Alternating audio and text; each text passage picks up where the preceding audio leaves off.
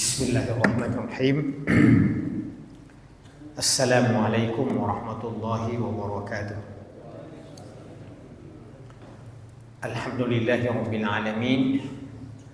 Wassalatu wassalamu ala asyrafil anbiya'i wal mursalin Nabiyyina Muhammadin wa ala alihi wa sahbihi ajma'in. Rabbi shrah li sadri wa yassir li amri wahlul 'uqdatam min lisani yafqahu qawli. Allahumma ati nufusana taqwaha wa zakkiha anta khairu man zakkaha anta waliyuha wa maulaha. Allahumma inna na'udzu bika min ilmin la yanfa' wa min qalbin la yakhsha' wa min nafsin la tashba' wa min 'ainin la tadma' wa min da'watin la tusma' wa la yustajabu laha.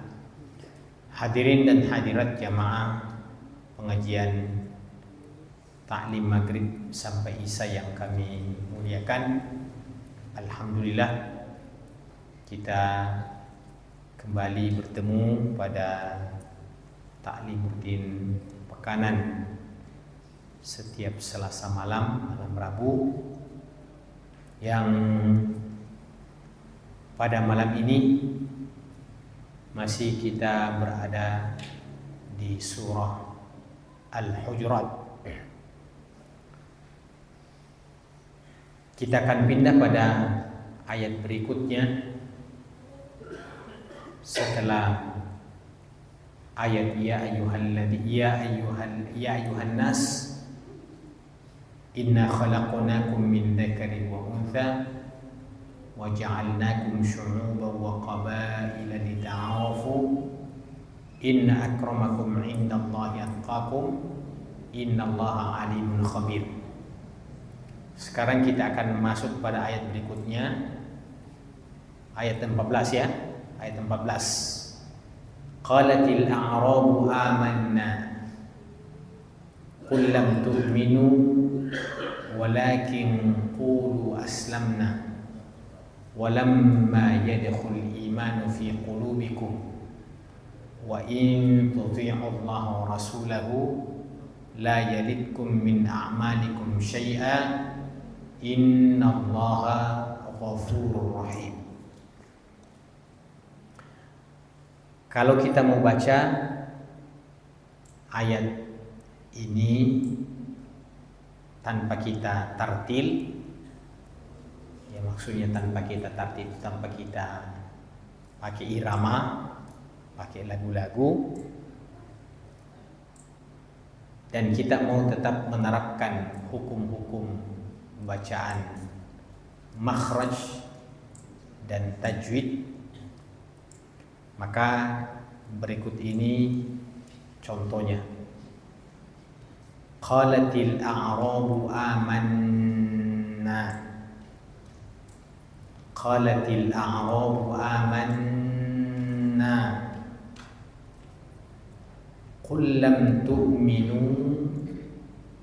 walakin qulu amanna walamma yadkhulul imanu fi qulubikum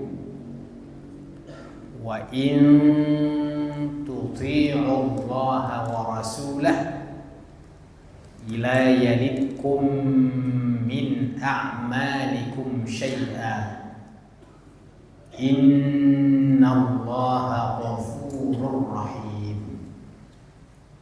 Iya. Kalau kita pakai tartil irama, qalatil a'rabu amanna qul lam tu'minu walakin qulu aslamna walamma yadkhulil imanu fi qulubikum wa in tuti'u Allaha wa rasulahu la yalidkum min a'malikum syai'a innallaha ghafurur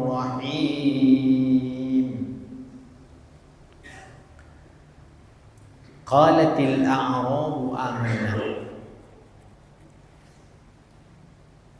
Berkatalah orang-orang Arab Badui, orang-orang Arab pedalaman, pegunungan. Itu namanya A'rab. Qalatil a'rabu amanna. Amanna. Berkata orang-orang Badui, orang Arab Badui, kami telah beriman. Amanna. Qul, jawab, katakan wahai Muhammad sallallahu alaihi wasallam, lam tu'minu, sebenarnya kalian belum beriman. Lam tu'minu, kalian belum dikatakan beriman. Walakin qulu aslamna, akan tetapi katakanlah, ucapkanlah, kami telah berislam. Perhatikan baik-baik. Orang Arab Badui itu mengatakan kami telah beriman. Disanggah oleh Allah, dan Nabi disuruh untuk mengatakan, jangan terlalu cepat mengatakan kami telah beriman. Akan tetapi katakan saja dulu kami telah berislam. Katakanlah kami telah berislam. Walakin qulu aslamna. Walamma yadkhulul imanu fi qulubikum, dan sebenarnya belumlah keimanan itu masuk ke dalam hati-hati kalian. Dan sebenarnya belumlah keimanan itu masuk ke dalam hati-hati kalian. Walamma yadkhul imanu fi qulubikum wa in tuti'u Allah wa rasulahu la yalitkum min a'malikum syai'a. Dan jika seandainya kalian taat kepada Allah dan Rasulnya, wa in tuti'u Allah wa rasulahu la yalitkum min a'malikum syai'a, tidak akan berkurang sedikit pun daripada amalan-amalan kalian. Innallaha ghafurur rahim, sesungguhnya Allah Maha Pengampun, Maha Penyayang. Jamaah sekalian, semua kata dalam ayat ini, kalimat dalam ayat ini, semuanya penting. Tidak ada yang tidak penting. Tapi ada yang sangat urgen untuk kita membahasnya secara khusus dalam ayat ini, yaitu masalah perkara adakah perbedaan antara Islam dengan iman, atau antara iman dengan Islam. Adakah perbedaan? Yang kedua, adakah persamaan dari dua kalimat tersebut? Kalau kita lihat dalam konteks ayat ini, itu langsung kita bisa menangkap bahwa kalimat iman dan kalimat Islam, saya mau jawaban dari kita, Pak, dibedakan atau sama saja dalam konteks ayat ini?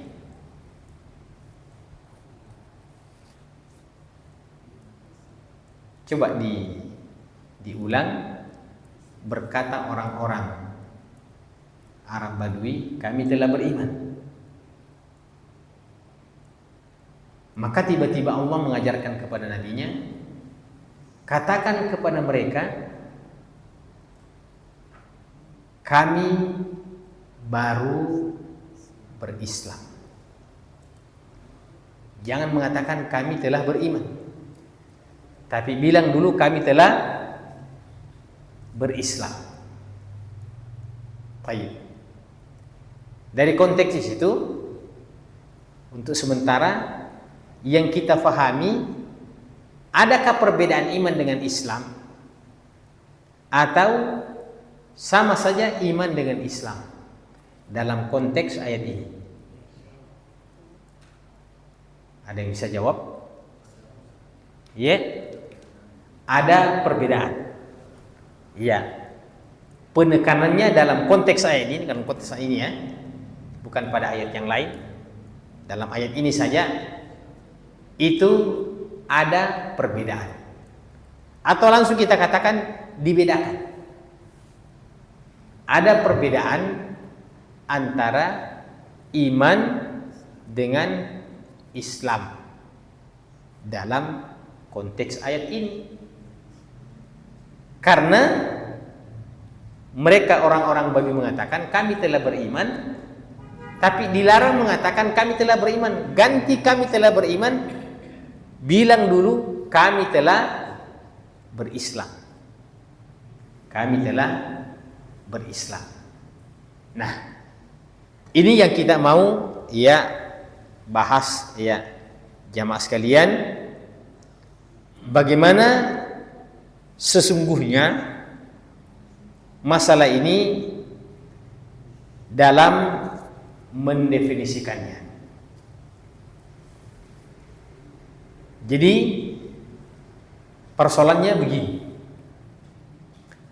Al-Islamu wal imanu idza ijtama'a iftaraqa wa idza iftaraqa ijtama'a.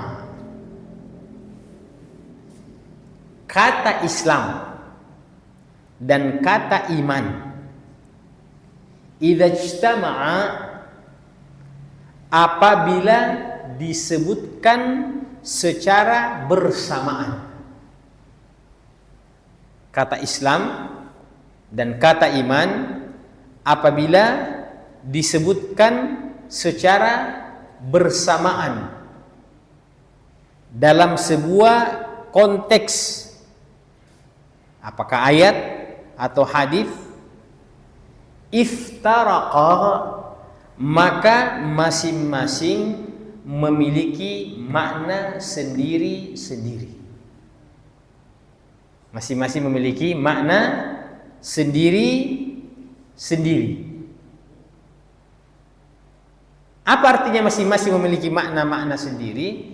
Maksudnya Islam memiliki makna tersendiri, iman memiliki makna tersendiri.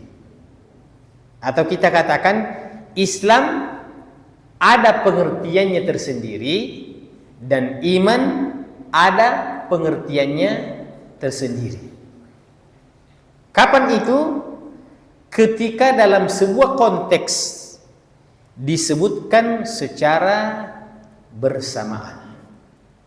Dalam sebuah konteks ayat disebutkan secara bersamaan. Nah, inilah yang kita temukan di dalam ayat ini. Di mana dalam ayat ini, dalam satu ayat dan dalam satu konteks, itu disebutkan secara bersamaan. Ada kata iman, ada kata Islam. Ya, cuma dibuat dalam bentuk kata kerja. Amanna, amanna, kami telah beriman. Itu kata dasarnya iman. Kemudian aslamna, kami telah berislam. Kata dasarnya adalah Islam. Nah, kaidah yang kita sebutkan tadi ini sudah sejalan dengan contohnya dalam ayat ini. Bahwa ketika dua kata itu disebutkan dalam satu konteks, ya,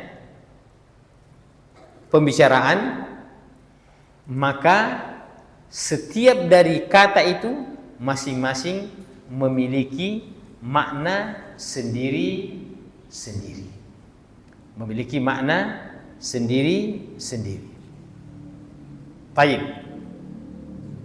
Sebaliknya, ketika disebutkan secara terpisah, ketika dua kalimat ini disebutkan secara terpisah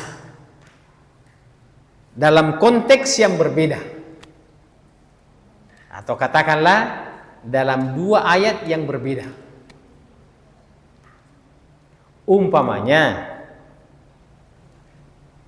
satu waktu saya mengatakan, mari kita beriman dengan keimanan yang sesungguhnya. Oke? Kemudian di konteks yang lain, saya mengatakan, mari kita berislam dengan keislaman yang sesungguhnya. Nah, ketika dia berpisah, maka dua kata ini itu juga maknanya. Jadi ketika saya mengatakan mari kita beriman, terus dalam konteks yang lain saya mengatakan mari kita berislam, itu juga makna iman, itu juga makna Islam. Ya, itu juga makna iman, itu juga makna Islam. Tapi ketika disebutkan secara bersamaan, iman lain maknanya, Islam lain pengertiannya. Oke. Kemudian dalam ayat ini kalau kita melihat lagi konteksnya, orang-orang Arab Badui itu mengatakan amanna, kami telah beriman. Kami telah beriman. Terus diarahkan, jangan langsung mengatakan kami telah beriman, tapi bilang dulu kami telah berislam. Berarti kalau demikian, dalam konteks ayat ini, orang-orang Arab Badui itu ketika mengatakan kami telah beriman, kemudian Allah sendiri mengatakan walakin qulu aslamna, walakin qulu aslamna, berarti dapat difahami dalam konteks ayat ini, iman itu lebih atas dibandingkan dengan Islam. Iman itu lebih di atas dibandingkan dengan Islam. Atau kita balik, Islam lebih di bawah dibandingkan dengan iman. Berarti kalau demikian, orang-orang Arab Badui ini langsung memberikan pengakuan bahwa kami telah memiliki sesuatu yang lebih di atas, bukan sekedar Islam, tapi sudah sampai pada tingkat iman. Nah, ini bagaimana jalan ceritanya? Jalan ceritanya ini adalah orang-orang Arab yang masih baru masuk dalam Islam. Orang masih baru masuk dalam Islam.